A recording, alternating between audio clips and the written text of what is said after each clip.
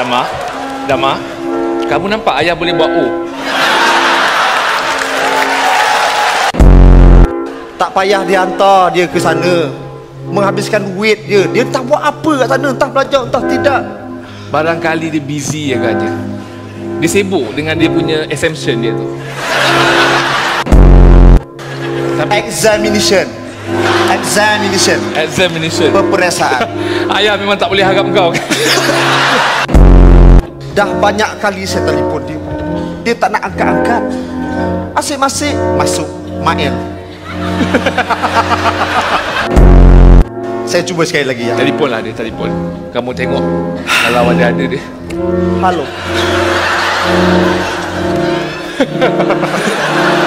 Betulkah? Sini. Oh. Kamu itu yang kamu ayah letih tu kat kamu. Dia tak nak angkat. Tak apalah. Cuba kamu dial sekali lagi. Ayah.